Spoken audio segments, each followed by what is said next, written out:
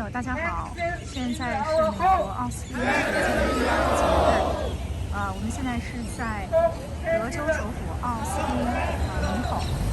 现在眼前举牌的这些是德州的华人华裔，他们主要来自奥斯汀的华人们，在这里是反对德州参议院提出的147这个法案，主要是提出中国人在美国合法买卖房地产。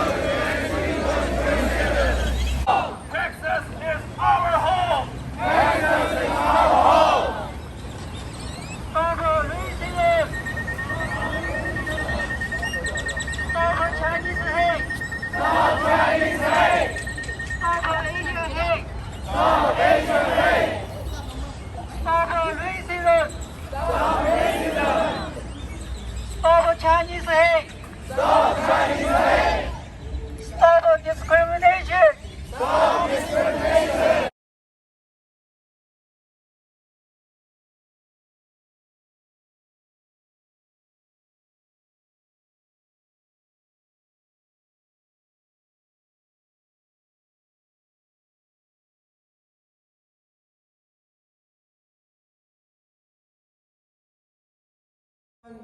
Let me begin also by thank you for all of those who have traveled all over Texas to here to support our rights in the state we live in.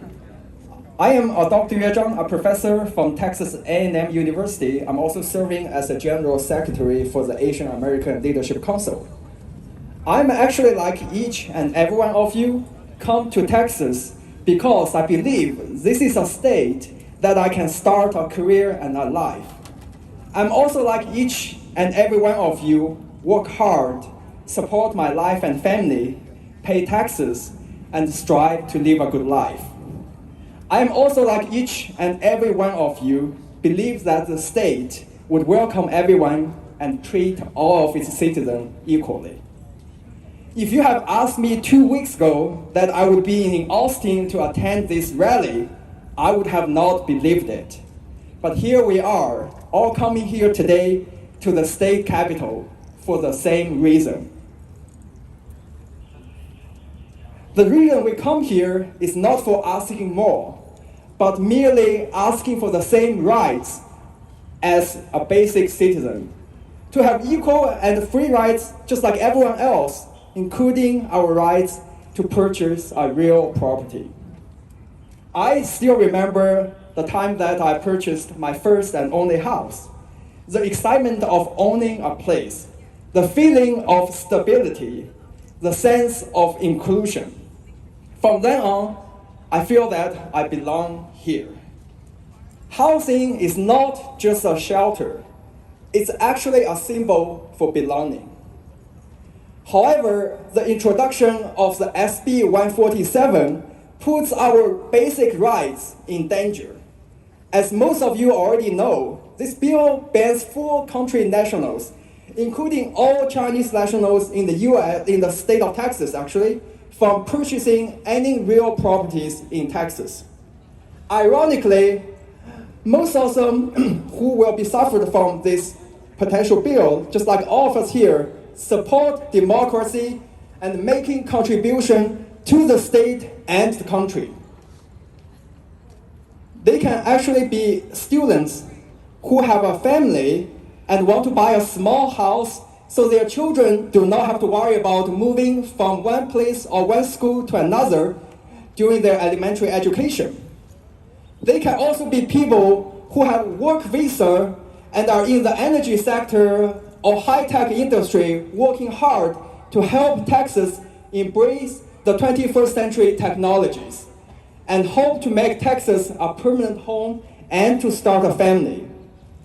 They can be waiters and waitresses who work in our next-door Chinese restaurants and know our names and the dishes we like and welcome every time we walk in. They can also be educators like me who put their hearts in the next generation of our country and pursue an American dream. The scary part is, no matter who you are, what you do, how much contribution you have made to the state, or how much taxes you pay, if you are labeled as a Chinese national, you will be forever and perpetually deprived from owning a home here if this bill is becoming a law. Even worse, our governor openly stated that he supports this bill and will sign this bill into law. And another bill, SB 552, was just introduced earlier this week, banning Chinese nationals from purchasing or renting farms in Texas. And if these bills are signed into law, then how would we be able to see our favorite Asian vegetables even in local supermarkets? Maybe cooking a traditional family Chinese meal might be only in the textbooks or YouTube for our next generation. Needless to say, this is not the first time that Asians have been treated differently and unfairly in American history, like many other minority races. More than 150 years ago, thousands of Chinese nationals immigrated to the United States to build the first Union Pacific Railroad that connects the East Coast with the West Coast.